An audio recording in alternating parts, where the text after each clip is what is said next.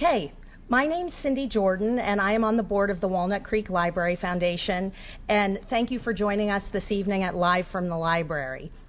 The programs that we offer through Live from the Library are sponsored by the Walnut Creek Library Foundation, and we thank our supporters for providing us with the support to provide these programs free to the community. If you'd like to learn more about the work we do at the Walnut Creek Library Foundation, please visit our website to learn about the variety of programs we provide and ways that you can support that work as well. So we're in for a real treat this evening. Over the next hour, we will have a sneak peek into the making of Tangolai, which is a new cello concerto. At the end of the program, we will be taking questions from the audience by having you write them down on the piece of paper. So I think we pass some paper around at the beginning, and we'll ask you to write your questions down, and then we'll collect them and take questions in that format this evening. The California Symphony will present the world premiere of Tangolai this Sunday, May 7th, during their season finale at the Lesher Center for the Arts. You can find more information about the program and about tickets online at the lesherartscenter.org. We're ready to now begin. At this time, I'd like you to welcome me in joining California Symphony Music Director Donato Cabrera. Donato. Thank you, Cindy, for that wonderful introduction, and welcome everyone to this extraordinary evening, because in our midst we not only have a fantastic soloist in Segev, but we have a living composer. Fancy that. Dan Visconti, ladies and gentlemen.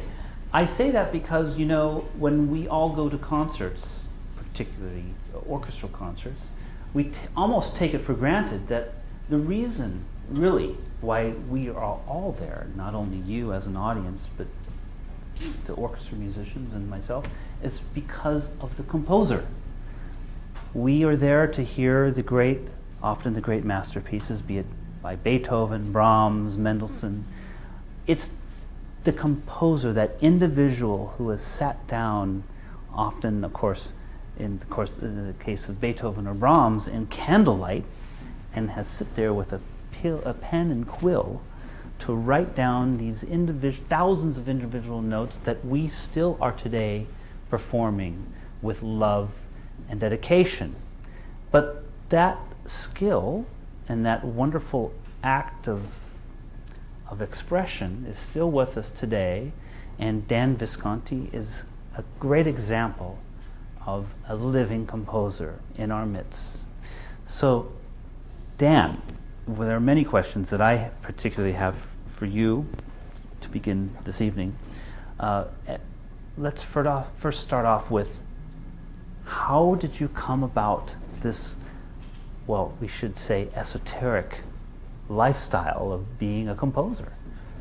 Well, thank you, and thank you all so much for being here tonight. It's really a thrill to get a chance to meet people in the community and talk about this project. Wow, where did I begin this path of folly? Well, it was actually by trying to perform music, and what I found is that I am very poorly suited at performing music at the level of fidelity of musicians in the California Symphony or soloists like Inbal. And I found I was always getting yelled at in lessons. I was making up different endings. And I gradually found out that, like a lot of things, being a bad performer was actually a gateway towards realizing I was good at something else. And that something else was, well, I didn't have the discipline to work on performing, and I had terrible stage fright. I was really interested in how music was put together. And performing was always really important because not having that experience would have been fatal to my development. Understanding what it's like to play in a rehearsal, to play in an orchestra, what it's like to put together a piece of music and rehearse it to completion were all really important skills. But as I got into college, I started thinking about this, and I switched my major from violin performance to composition, and the rest is kind of history. So I got into that. I was really fortunate when I went to the Cleveland Institute of Music for a bachelor's and master's. That was a place where not only did I have a great school environment, but there were some really fantastic musicians who were very friendly, and they'd play my music back.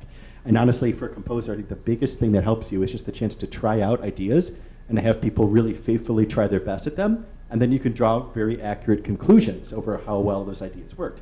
And much later down the line, this connects to this wonderful residency program with the California Symphony. I'm in my third year of what we've been calling the Young American Composer in Residence program.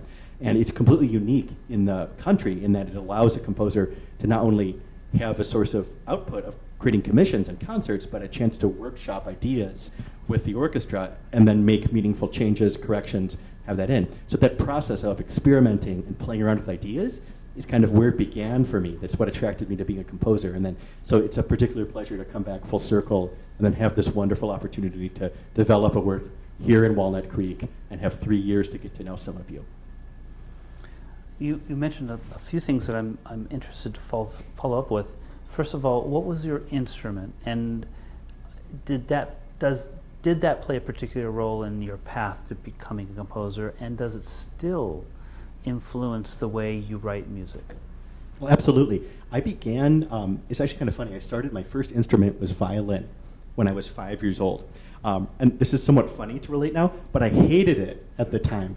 I don't completely know why. But was it your impetus to begin an instrument, or was it something that your parents thought would be good for you? It was something my parents thought would be good for me. And I actually, to their credit, I think it was great that they pushed me to do it. I think that's a great role of a parent, but they also were great in that I just didn't seem to be clicking for me at the time. So I stepped back, and I wasn't doing anything musical until I got to about junior year of high school. It was at that point, actually, I saw an older friend of mine playing violin, and I remember he was playing the Chrysler arrangement of Rachmaninoff 18th Variation on a theme, a great, beautiful melodic piece. And I thought, wow, I'd really like to do that. And it was kind of my own thing at that point. So I got into music at the point when I was doing it for myself, when I did it because I was curious, when I started working jobs to save up for the lessons. So I had a violin background. I also have played a little bit of percussion, mainly in jazz groups.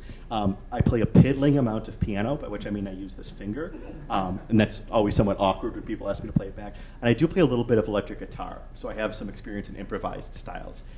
Currently, I'm not really up to snuff on any of these because I spend most of my time in my day job is writing music.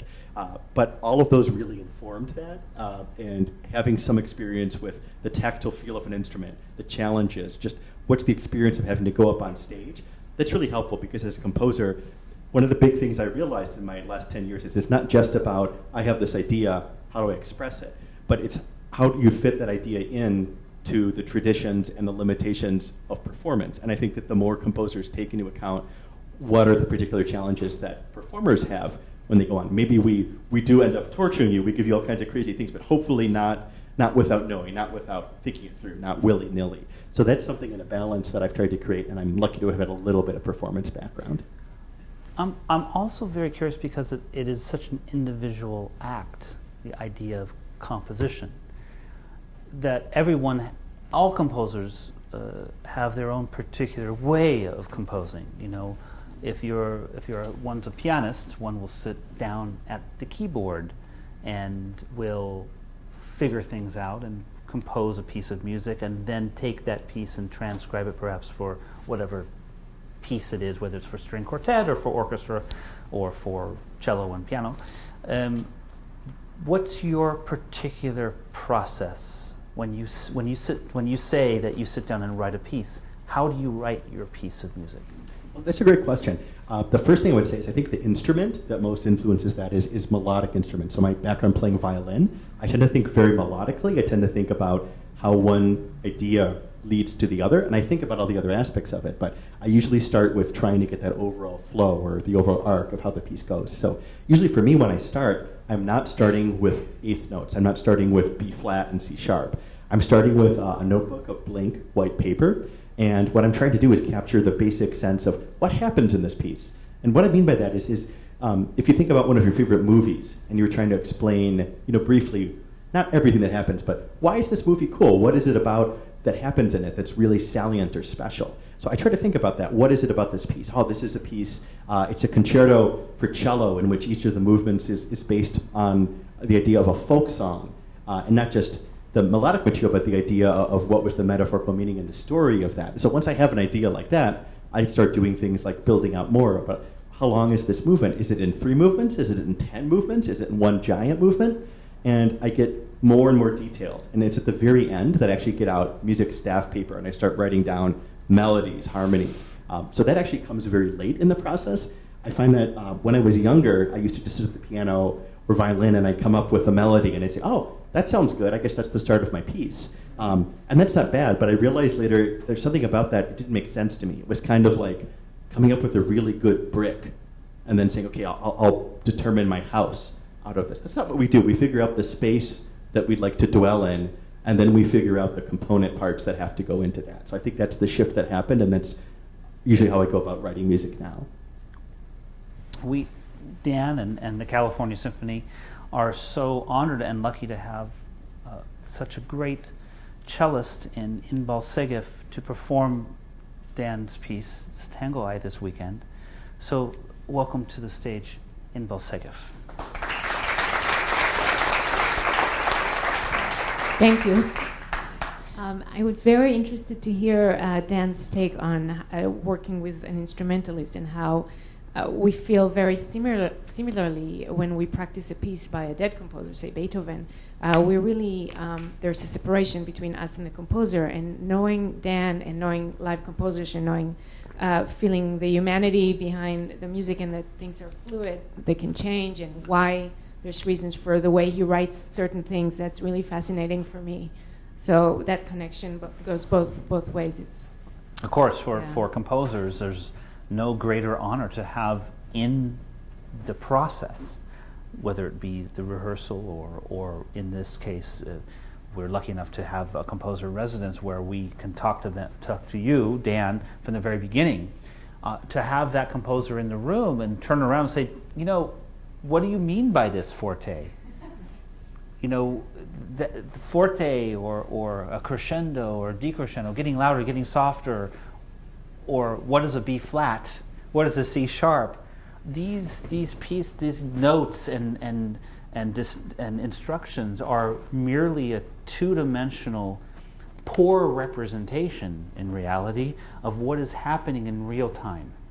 So the fact that that remains that when we perform a piece by Beethoven, we merely have a very poor representation on paper of what the composer meant.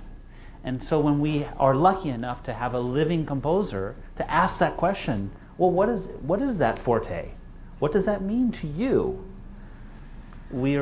Just makes that piece come to life in a way we could never have with someone who is no longer with us, as in the case with Beethoven.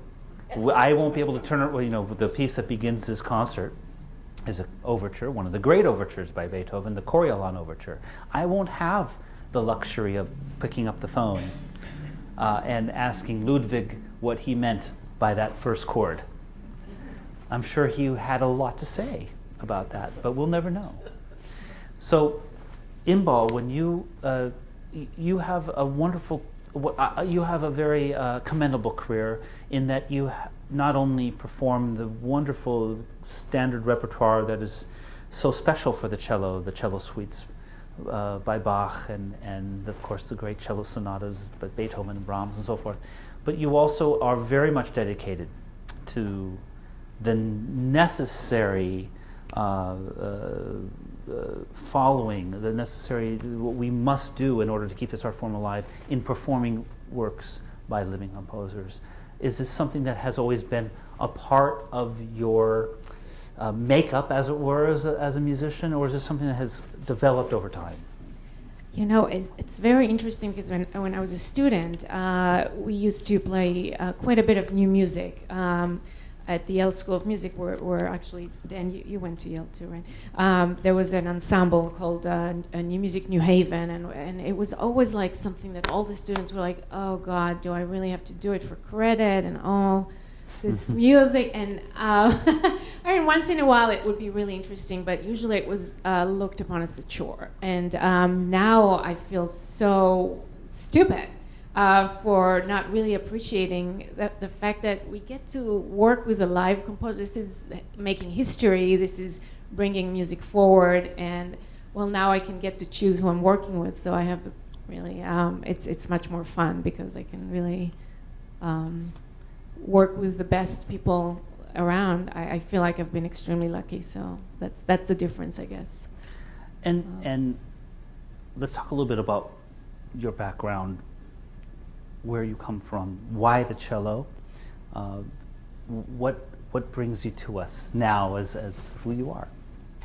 Well, my mom is a pianist, and when I was around 5 years old, 4 or 5, I heard the cello on the radio, and I loved the sound very much. And so she took me to a shop, and we picked an instrument. And I got my first years in Israel studying with the best teachers, and when I kind of outgrew that, I went to the United States, and I was very lucky. I got Isaac Stern, who is one of the greatest violinists. He died.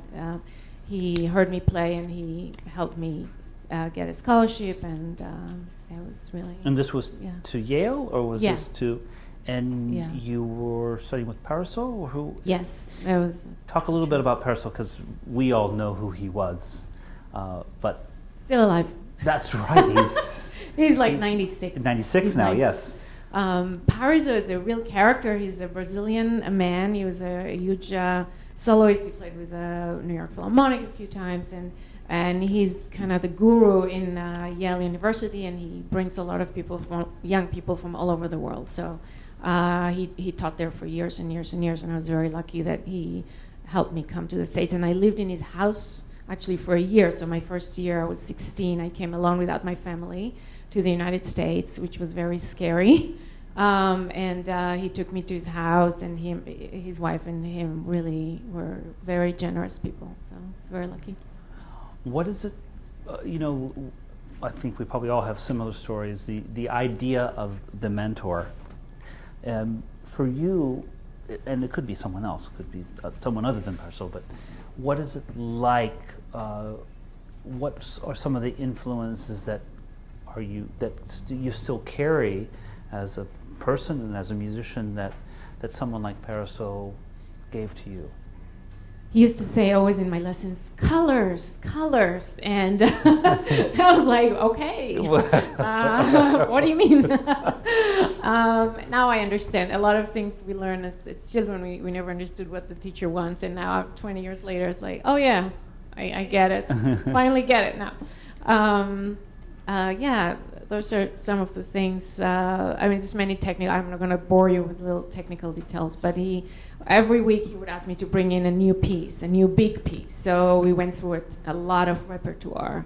And I had some other great teachers. My really big influence is Bernard Greenhouse, who was a student of Pablo Casals, which some of you may have heard of, the great Catalan cellist. So so I'm his granddaughter, a musical granddaughter of Pablo Casals. That's who I think of it, and he was really one of my biggest influences. And I still listen to. I used to record all my lessons, and I still listen to them sometimes. Yeah. Greenhouse was a member of the Beaux-Arts trio, correct? Yes. Yes. Dan, what about you? Are there the idea of the mentor for composers? Did that play an important role in your beginning? Does it still play an important role today? Absolutely. Looking back at the teachers I had before I took formal lessons, just all of the music around me, big influences. Of course, I love Bach, Beethoven, all of the greats, but especially the music of Bach and a lot of medieval composers was very interesting to me because there was a lot of intricate construction. Bach had certain obsessions with numerology and playing different hidden meanings in there. A lot of medieval composers did all kinds of really incredibly forward-thinking, beautiful things. There's, for example, a rondel by Guillaume de Machaut in which it actually wraps around like a Mobius strip where the end is the beginning, and all kinds of things that were really fascinating. So I find myself drawn to music that had a lot of hidden content, the idea that there was meaning and subtlety to be conveyed, and I was also drawn to the idea that this kind of intellectual rigor could also be paired with just sound that was very beautiful and appealing. One of my biggest mentors growing up, I always say, is George Martin or all of the Beatles, just because for the first time when I was listening to some of their recordings, I remember listening to the White Album when I was 6, there was music that was so experimental and so daring, but it was also music that was so accessible and so fun and so melodic. And later, when I came into the composition world, I saw that there was an attitude that was often that these things were separate, that there was either music that was very deep and profound, and it was like eating all of your vegetables. If you don't, I like vegetables. If you don't, it was like eating vegetables. Or there was music that was fun and it was fluffy. And I don't really find it works that way. I find the music that I like the most engages all of those things together. So that was kind of a big model for me and other composers like that. As far as teachers that I worked with, I'll mention when I was at Yale, I had a chance to work with Aaron J. Kernis, who is a composer that some of us know. He is a Pulitzer Prize winner, and he's a composer who is very interested in the idea of color, too, especially creating color with orchestra. So I had a really good time working with Aaron, and then I think also another big influence on me was a composer by the name of Zhou Long, who was a Chinese-American composer who did a lot of great things, orchestra, chamber music, but actually was kind of responsible for me getting into opera.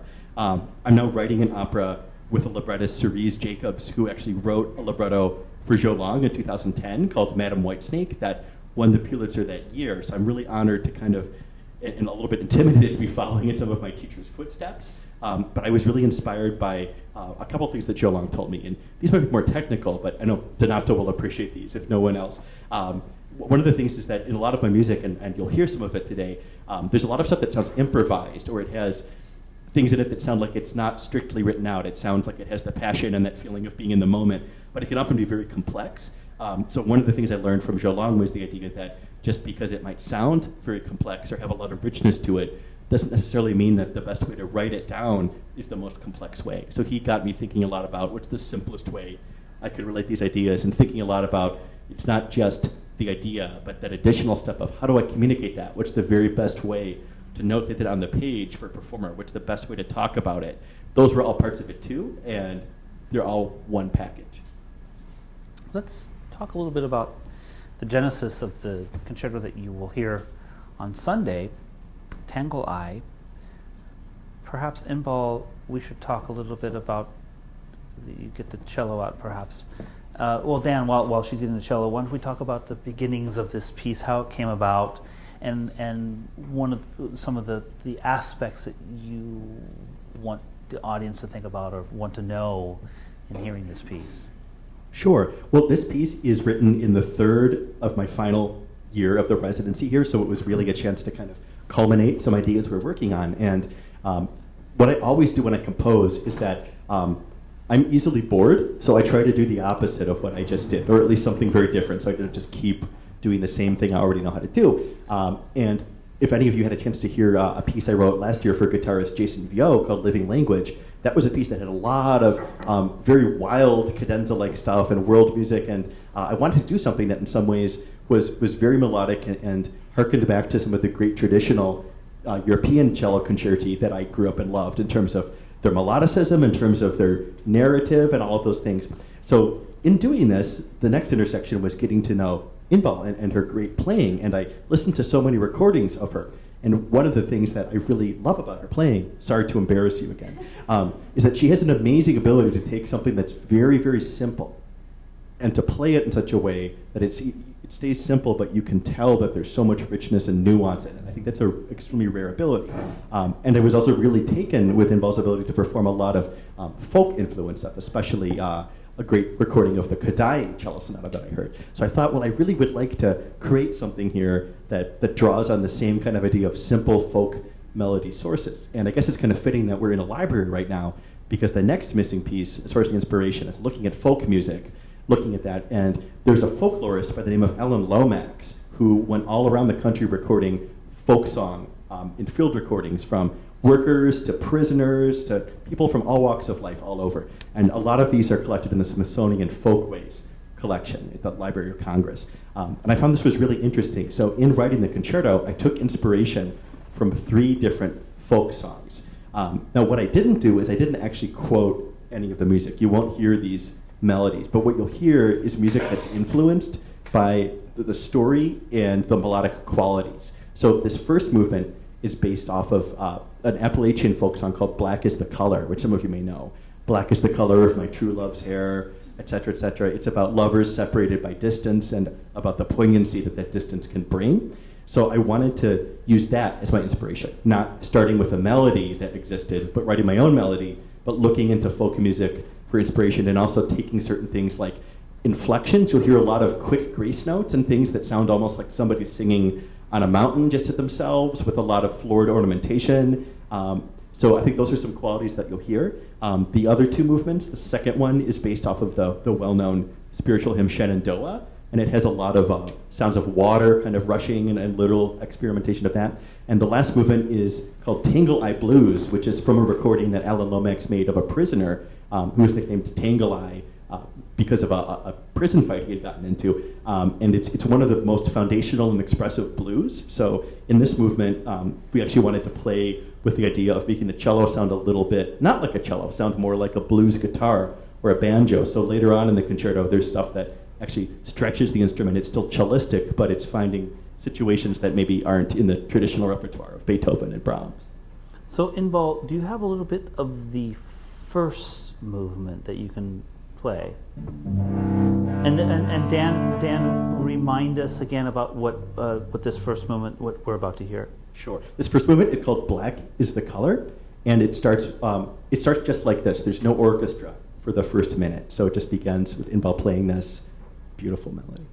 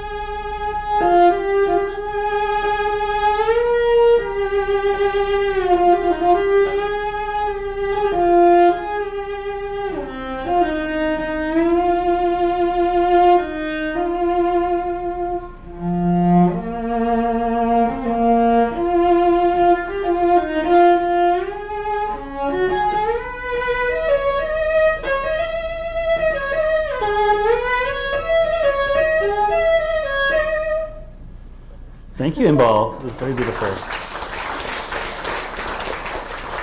Beautiful.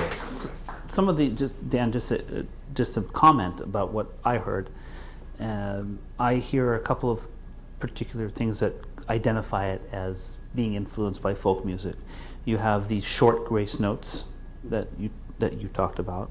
And Inbal, could you just show them what I mean by a short grace note?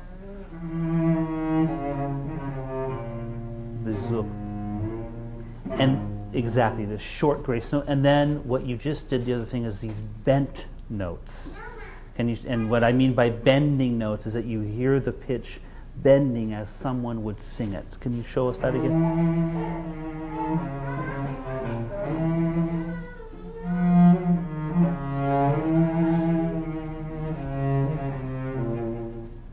These are two of the things, and correct me if I'm wrong, Dan, these are two of the things that you are trying to incorporate in what we would call classical music, these folk traits. Oh, absolutely. I just wanted to add, I mean, that's right on. Where that comes from for me, too, is that I remember when I grown up listening to a lot of classical music, and I remember one of the first times I heard a great jazz combo performing, and there were so many things that I was excited by that I didn't hear in every classical concert, and one of those was just there was this sense of wildness, that everything wasn't set, that they weren't just reading, that there was some flexibility, and that was exciting to me. And also that there was a really big degree of passion and excitement, but there was also a sense of rapport, a sense of conversation, and that's something that a lot of my music is kind of about, not trying to write, crossover, but writing classical pieces that bring some of those qualities in all the folk or popular music that I'm drawn to. Going on to the second movement, Inbal, do you have anything you'd like to share from the second movement? I'll let you. Yeah, I thought of the third movement, but I'm happy to show you some of it. It's very tricky harmonic. So, when you play a string instrument, there's two kinds of harmonics. There's the natural one that Pythagoras, hundreds of years ago, discovered. If you divide a string in half, it will create a harmonic, and then in thirds, and etc. and fourths. And then there's another kind of harmonics where you have to shorten the string artificially. artificially. We call it artificial harmonics, and that's much harder. And thank you, Don. He gave me a lot of artificial harmonics. So the second movement, so the end of the first movement has stuff like that, where you have to stop the string with your thumb. And Dan, while she's talking of finding the excerpt, tell us a little bit about the second movement again and what the inspiration was. Sure. So the inspiration for the second movement was the spiritual Shenandoah. So there's a lot of water imagery here, and the idea there's actually some water percussion in the orchestra. Percussion is actually playing with drops of water and a sieve to make different sounds. But a lot of that is also in the solo part. You hear these harmonics. There's kind of a very indistinct, blurred, fluttery, rippling sound. So I can't do it justice.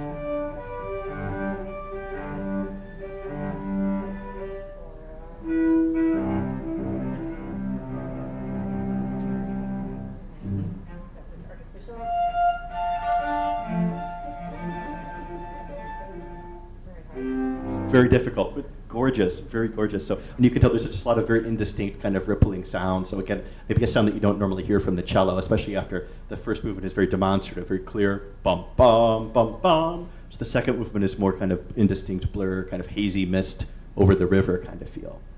And that takes us to the third movement, which is another folk influenced piece. Yes, this is the one after Tangle Eye Blues, and this one starts with cello in full pizzicato. Pizzicato is Italian for plucking the string, which normally is done more conservatively, like pump, pump, pump. This is more like a blues guitar, a little bit of Robert Johnson, a little bit of T-Bone Walker. So I don't know if there's a little part of that you'd like to share.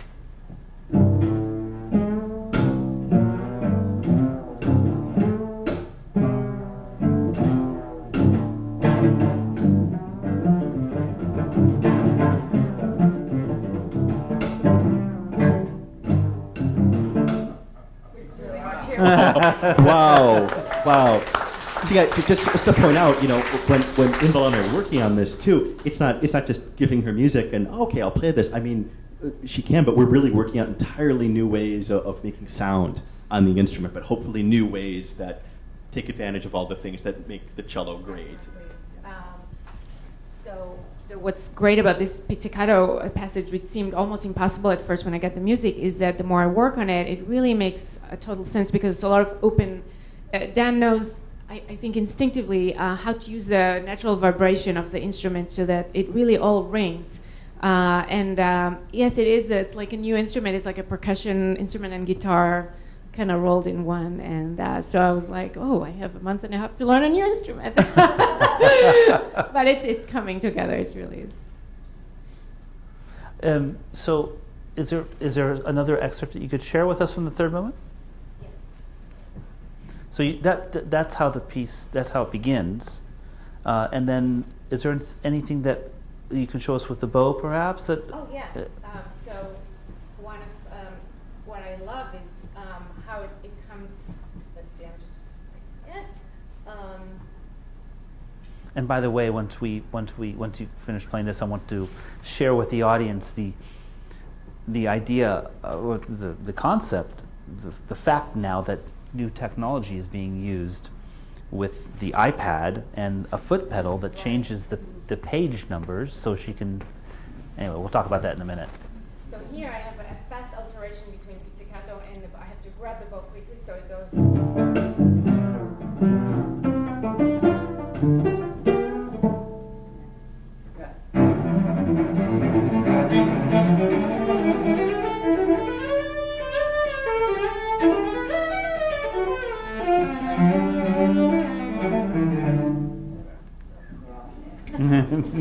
Bravo. Beautiful. Just so, because I'm constantly fascinated by technology and how it's used by soloists and by musicians in any sort of context. How long have you used an iPad and a foot pedal as the source for your music? It's relatively new, about three years only. So it's still a work in progress. But sometimes I also play with a click track, not for this piece, but I play with electronics. So then I'm hooked in all directions, and it's very odd for me, especially that I play on a more than 300-year-old instrument. This museum piece, and then I'm using kind of cutting edge technology, and it's an interesting combination. I think it works really well. But Did it take you a while to get accustomed to the fact that, we all grow up with this it's become muscle memory. But now that has disappeared and you simply press a button. And it's still scary, but it's my husband told me the other day, well, there will be a day where people will think that turning pages with a piece of paper is really scary because it might fall, or your page turner might not be on time. So this is actually more reliable in some ways. And I have a built-in light, so if the light is not good, I can still see well.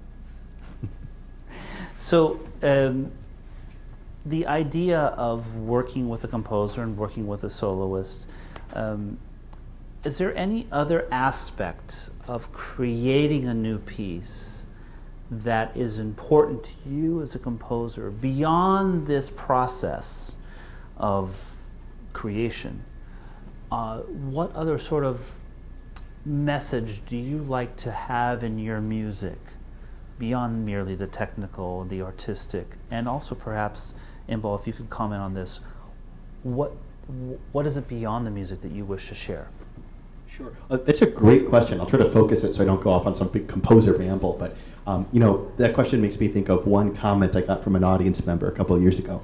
And I had a premiere of this, got a similar piece, lots of crazy sounds, lots of wild stuff, and a woman came up to me and she said, wow, thanks so much for that. I really like that piece. It really made me think differently about sound. And I love that comment because I thought, oh yeah, that's exactly why I do this. It's because I'm curious about sound. So music for me is a way of working out my own curiosity about what sound can do, but also about myself and my own limits. But it's also about working out a curiosity about the world outside of that. So a lot of pieces that I've worked on engage social issues in some kind of way. I've done concerts or projects that actually end up working with refugees, working with prisoners in Chicago's Cook County Jail to do all kinds of things that are more complex than just writing a piece. So I think that that's something that is definitely in my blood. It comes across differently in every piece because sometimes I'd like to write a piece that really achieves some goal in a particular community. We did something recently in Milwaukee where we changed local laws about the length of walk signals in an elderly community that was inhibiting people from getting across the street safely. But sometimes it's great to just write music for the most amazing orchestras and soloists and concert halls. So I like to keep a mix of those things together. But I think that idea of sound and music as being a way to explore what sound can do and make us all think differently and appreciate it is maybe, I think, one of the most special things that I could hope to do. So I try to focus on that. Well, go ahead, Inbal. I don't know how to follow this. Was a great answer. I think for me as a performer, you always want to connect with the audience. You want to have them moved and have them come out of the concert hall feeling like they're better people, without sounding too presumptuous or that's what we hope for. For this particular piece, I was really happy because we talked with Dan about having a real American concerto, because I worked with a lot of composers who are expatriates like myself, and also even American composers are so influenced by European tradition. We're really a European-centric way of making music, even in the States. So I'm really, really happy and honored to have this written for me, a real American concerto. Dan, I wanted to delve a little bit further into your work in terms of social change. And tell us a little bit about the we in your previous response. Who is the we that you're working with in Chicago that will go into a prison or work with an elderly community? Tell us about this ensemble. Sure. Well, this is a group in Chicago called Fifth House Ensemble, and we're in our 11th season right now. And we're a chamber group. We have 10 core musicians. So it's a chamber group, not an orchestra, but we're large enough where we can often break up into a lot of different groups. And just to, I gave you a couple examples. Maybe I'll just talk briefly about one project and about how that took shape all the way through.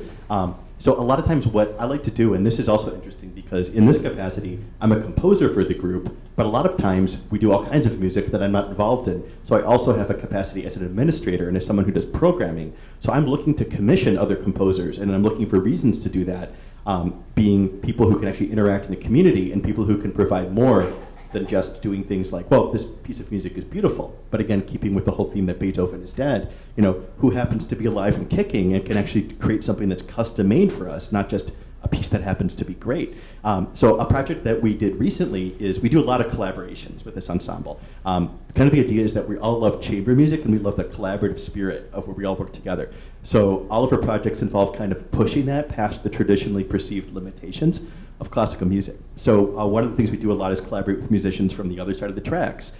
Recently we collaborated with a Ladino folk band from Tel Aviv. We are now working with a bluegrass band in Chicago called Henhouse Prowlers.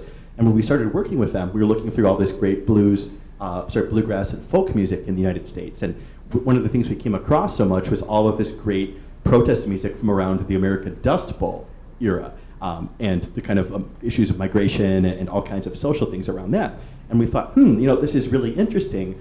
How can we actually look at the past and connect it to the present day? So then, in order to do that, what we had to do was partner with some organizations so that we could learn more about what's going on today for workers, instead of just having some kind of armchair opinion about it. So what we did is we partnered with a couple organizations, Interfaith Worker Justice and Latino Union in Chicago, most pressingly. And each of our 10 musicians had to spend at least 100 hours shadowing a worker. One worker, so they'd get a consistent point of view about what the challenges were. And this was incredibly helpful because it opened up all kinds of very specific issues. Like we learned a lot about wage theft being a real issue. We learned about how workers' visas were operating in such a way where the employer could change a line of text in the worker's job description, and then that creates a disproportionate power issue where the worker is now perhaps not legally working here anymore just because that changed. So as a result, we engaged through a process of inquiry with the community and with other organizations that weren't music related at all. And what was really great is that, for me, that's the great thing about new music. And we also commissioned a new work by a great composer named Stephen Snowden that Inbal is also interested in. He's a composer from the Ozarks who writes music that takes all kinds of folk sources and from the past. So he built us a piece called Voices from the Dust Bowl that took a lot of these recordings, and the recordings play back of people talking in the migrant camps, and then music he wrote over it. So this whole thing was just kind of an experience, and one of the great takeaways of it is that we had a lot of people coming to it who had never been to a classical music concert before. We also had all kinds of people who were interested in supporting our ensemble that said, hey, I'd like to get more involved in advocating for these workers' issues around here and the problems that they're facing. So that's an example of the kind of thing I've been doing, but what I see it more is creating a dialogue. It's not so much having a point of view or a polemic and saying, this is what we think or this is what you should think. It's more about the idea of curiosity and saying, you know what, we have a bluegrass band and we have a classical group, or we're going to look at the issues of workers in Oklahoma in the 1930s, and we're going to look at the issues of workers in urban environment now. What are the things that are different? And we hope that by doing that, the reason to come to that concert is less, oh, these 3 pieces will be done. I like them all. I'd like to go. But I'm curious about this issue. I don't really know what will happen. I want to see what happens. So I think we've tried to do that, and I think it's been both a good thing for the community and hopefully a good thing for engaging curiosity in our programming. Wonderful, Dan. Inbal, you also play in an ensemble, chamber music ensemble. Yeah. And I've been curious to ask this to you privately, but you are one of the members of this ensemble, is a very storied and wonderful violinist, Glenn Dictorow. And tell us about how this ensemble came about, and what is it like playing with someone of that stature? And tell us a little bit about who Glenn Dictorow is. So Glenn Dictorow is one of the most known, established, and wonderful violinists in the United States.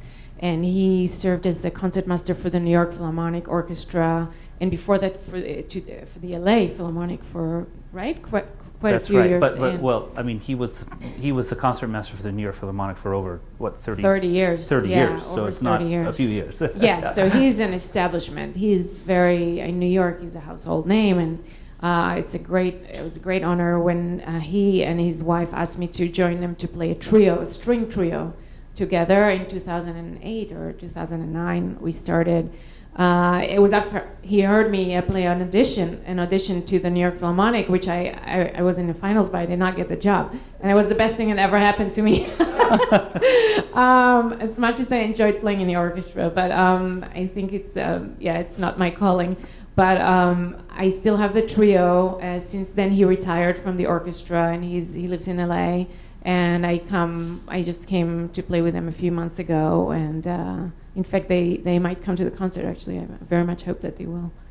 So yeah. And how often do you play with them throughout the year? Now that he's retired and now living in Los Angeles and not in New York, perhaps this relationship, this dynamic has changed somewhat, but it's still part of your life. And how often do you perform, and where do you perform, and what sort of repertoire is it? that you perform? So Glenn likes very much traditional. So he I think we stop at Dochnani pretty much. Dochnani is an early 20th century composer. You're trying to pull him into the current time. We try. So we used to play quite a bit. Maybe 6 concerts a year, which is a lot for a person who is full-time employed in the New York Philharmonic, which has like 200 concerts a year. But now it's a little less because they moved to the West Coast. So we still play a couple of concerts every year. We played at the Castleton Festival where Lorin Mazel, any of you heard of him? Great conductor. He had this festival and we performed there. The East Coast, and now we played in LA and Ohio recently. So, yeah. Wonderful. So, what was it like, in specifically putting this concerto together? I guess we could start with, you knew what you wanted. You had heard from her recordings and talking with Imbal what you wanted to bring out in her playing. What was, when you then received this music, what was the dialogue between the two of you after you began working on it? Was there a moment, were there moments where you felt that perhaps you needed to modify the music in order to fit your, tell us about that process. So I was telling Dan on the way here, I was driving and I said, I told my manager, it's not a problem. Dan sent me 1 page at a time for a while because I wanted to get started. So I got the first page and I was like, it's great, no problem, I have it. And then a week passed and I get the second page, quite a bit more difficult. And then the third and the fourth, and I was like, oh my God, I shouldn't have said anything. It's so difficult. But it's okay now. It's under control. I'm glad I have a few more days. And how was the process? So we emailed quite a bit. There were a few notes I wasn't sure about, and mainly I just changed one passage, which was really, really difficult. It's difficult after you work like 30 hours and still doesn't sound very good. So then you're like, okay. I'm going to call Dan, and I think we're going to have to skip a few notes here. It was very high and fast. So I said, we can either take it a little slower or we can take a few notes out. It's like, let's take a few notes out. And so that was great. But he was super supportive. He basically told me, do whatever you need to do to make it work. And so that's great. I mean, not all composers are like that. Definitely not. Well, Dan, let's talk a little bit about your the previous piece, because we haven't had a chance to talk about this in public. But what was so wonderful in the concerto that you wrote for Jason was that, again, you wrote so perfectly for his voice, and the guitar, of course, has so much relevance in today's world as well as the 17th century. It's an instrument that has always been riding the wave between popular music and classical music. And this piece explores that quite a bit. Talk a little bit about this idea of not only an instrument such as the cello or the guitar, but the music itself riding that wave between classical and populism. Absolutely. Well, in that piece, what I really wanted to do was kind of take the audience on like a tour of music history. So it really begins with the most kind of primal ancient music, like chant, an early kind of plain song, and it becomes gradually more complex, and it goes through stuff that sounds more distinctly Renaissance-y, dance-like, with a strong beat that you can tell, and then ends up in kind of funkier more rock influenced climb. So that was something that was interesting to do, just because every culture, as you mentioned, has some kind of version of the guitar, some kind of capacity. So I think it's really interesting to use that as a focal point. So in that piece, I think what I was really looking at was the instrument itself and all of the different consistent techniques. Like, there's a lot of different ways of bending guitar. Bends happen a lot in guitar blues music, for example. But it also happens a lot in Indian classical music. It's different kinds of inflections, yet it's ultimately the same kind of technique. So there's both differences to be explored there, but there's also unity. There's certain things. And one of the things that influences me the most is this idea of a kind of fluidity of what happens when you move from something that sounds like medieval chant to something that sounds more like Indian classical music. And there's this space in between that doesn't really sound like either. And that's really interesting to me. It's kind of what we often call a liminal space, the idea of, in primitive societies, you have to go become an adult. And you don't do that. You don't just suddenly transition gradually into being an adult. You have to go outside and find something else. And there's a space in which you're neither a child nor an adult, and it's unclear. And that's the space in which change is possible, precisely because it's not so clearly defined and we don't know all the rules. So that was a piece for me, not only about sharing all these styles, but about creating connective tissue between them, and about the kind of strange metamorphosis quality of one thing changing to the other, and kind of playing with their expectations and wondering, well, what am I even listening to? Is it folk or Renaissance, or is it just some weird Dan kind of thing in there? Inbal, the cello is also an instrument that has a great connection to many different eras, and you shared with us in the earlier event this afternoon a wonderful piece by Bach, and I know that you have recently recorded all 6 cello suites, and perhaps talk a little bit about the cello suites if you want to in depth. I do know, and we all know probably, that the cello suites live with all cellists. They are sort of the bread and butter of the cello repertoire. Can you share with us a little bit about your relationship to these great pieces, and maybe share a piece from one of the cello suites? It's a trick question. You should have prepared me for this. How do I tie it with dance? I mean, it's amazing how this instrument, which has been around for about 400 or 500 years, it plays so many different styles. You can play electric guitar with it, and you can play, as Dan said, Renaissance music. And the cello, the beginning of the concerto reminds me a little bit of the suites, because it's just solo cello, and it's a very intimate, I think, experience to just play solo cello for an audience. It's like you're praying almost, and it's pure. I always love the suites for that. You don't always need to be big to have a big message. You want me to play something? I don't know what to say. Yes. What are you going to play for us?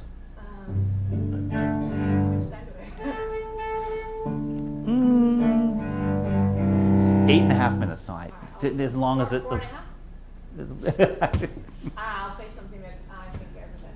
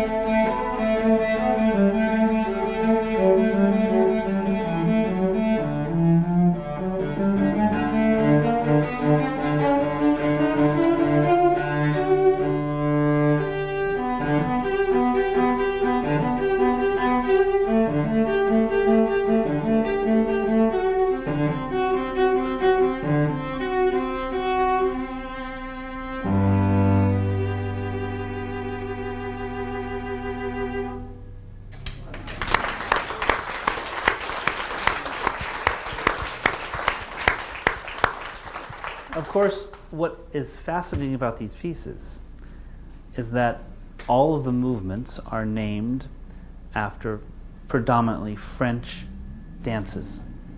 Jig, which could also be English, sarabande, the beret.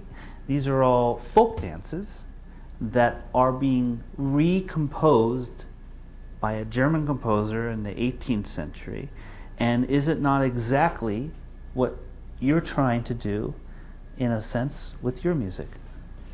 Yes, I mean, in that sense, I think the important thing to convey is that this is not a new thing. Composers have always been interested in not only expressing themselves, but the things that lie outside of themselves. And I think that's why any era you go back, you'll find composers playing with genre.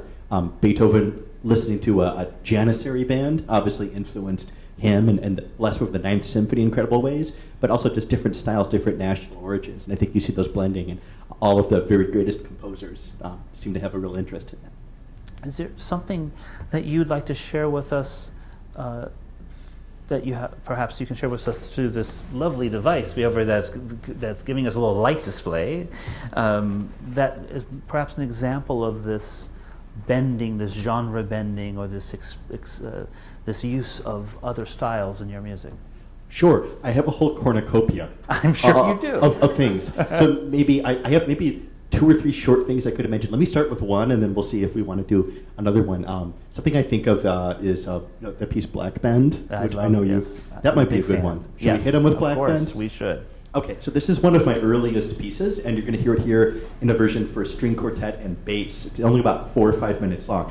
But I wrote the original version, when I was 21 years old, when I was a student at the Cleveland Institute of Music. So the story is, for anyone who's ever lived in Cleveland, I'm sorry if you have, there's not a lot to do in the summer if you don't have any money, especially. So one of the things I did for fun is that I did a lot of canoeing, a lot of hiking, because that was good, clean fun.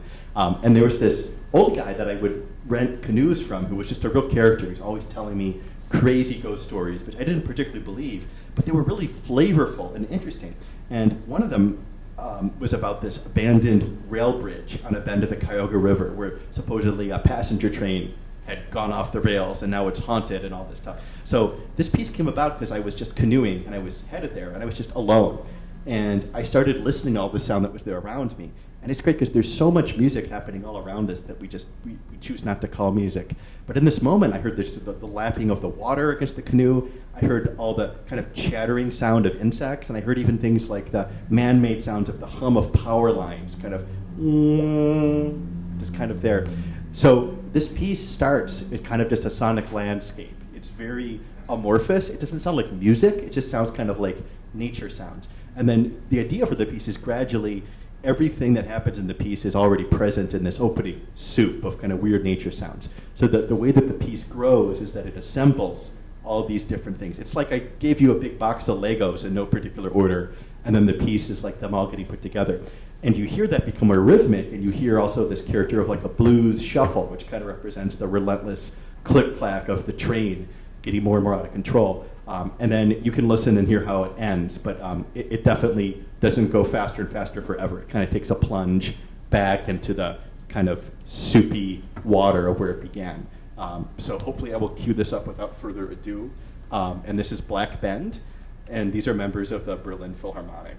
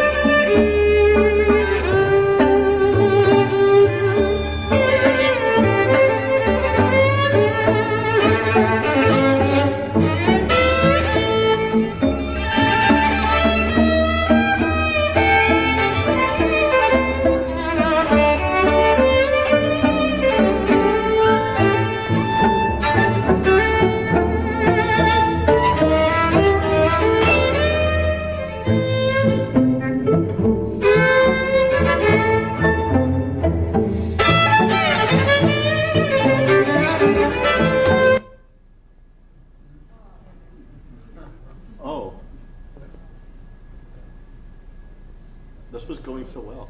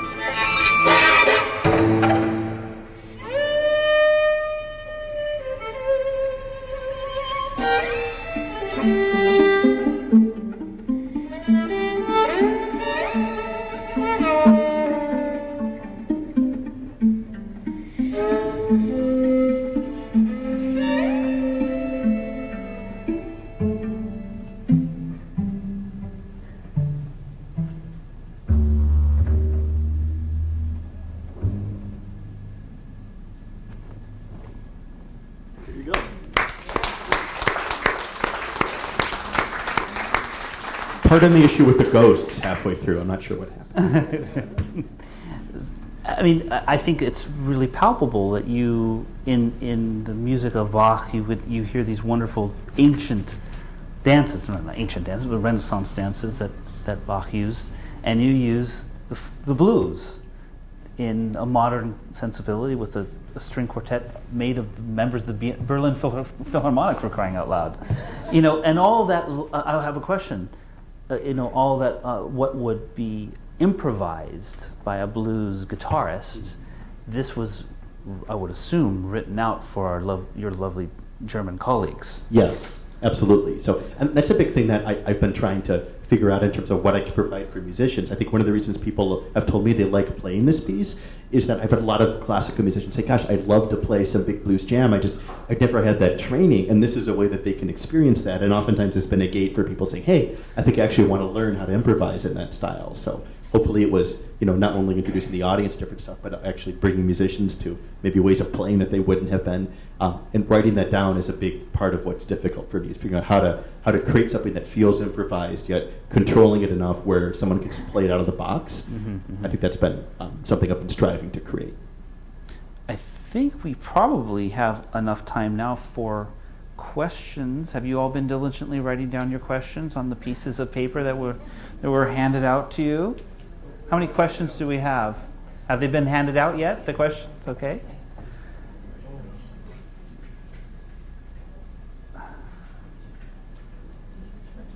Let's start off with our first question. Does someone have a question? Yes, go ahead. This one is just really, what is a Jessalyn? You said Beethoven. It was the Janus. The question is, what is a Janissary band? And that's a very good question. Dan, go ahead and answer that. It's a fascinating moment. It's a fascinating moment in music history, but is very apropos for today. Sure. Well, it's a kind of Turkish marching band, and actually, also Mozart had very much so. An influence by some of It's this a too. very predominant aspect of late 18th century music from Vienna. And actually, just a sonic characteristic, to take this out of the theoretical realm, is that it's very different from if we think of march music later on, like John Philip Sousa, stuff that's very like, it often had almost very gamelan, like very tinkly sounds, like triangles and finger cymbals. So the idea, the Janissary instruments, for today, we don't think anything of them because they are the triangle, the cymbals, bass drum, timpani, basically everything that we now see in the percussion section of an orchestra was the instruments of terror that were used by the Turkish military to scare their opponents on the battlefield. The large cymbals, they were used as a weapon. The sonic, the Turkish military is on its way, and that was part of their tactic. Were these Janissary instruments? These instruments were then incorporated by the Viennese composers, particularly because Vienna, while today is this wonderful sort of, a friend of mine calls it a corpse on display, but we won't go there. At that moment, Vienna was a city that was constantly under siege, and sieged by the Ottoman Empire often, and then later on Napoleon, who would also use Janissary instruments in the French army. And so, of course, this amazing sound, as composers so often do with all great sounds, they brought it into the symphony orchestra. So this is Janissary music. So in the last movement of Beethoven's Ninth Symphony, there's this great moment that starts very softly, boom, boom, ba bum, ba beam, ba beam, ba ba, and you hear the little cymbal crashes.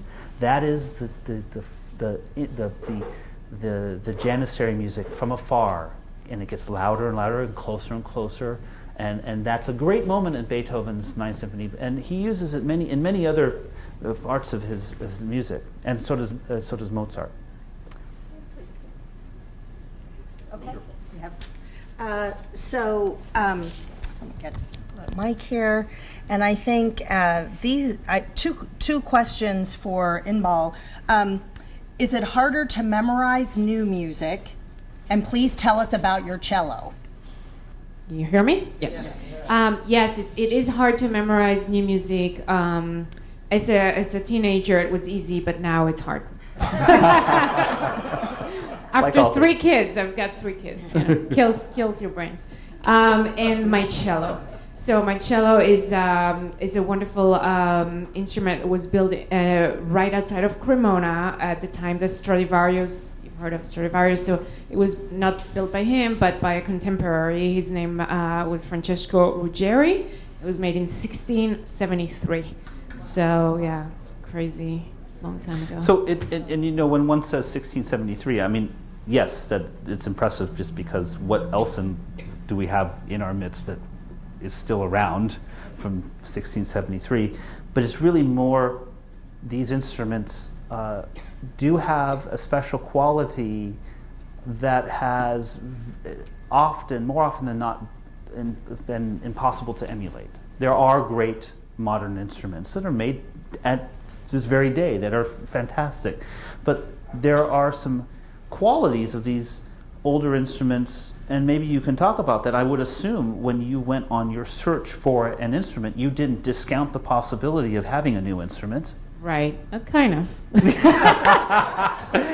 Well, I knew I wanted an Italian instrument. They're the best. I mean, really, and a French bow. They used to laugh that when Jascha Heifetz played, you know, well, you need a Jewish person playing on a Italian instrument with a French bow. Of course, it's not true. I mean, there's, but in his case, it was this kind of, the whole world is coming together to make that one performance very, very special. But yeah. So sorry, what was the question? I'm just saying that what are some of the particular qualities that are found in these great instruments from the 17th, really the 17th century?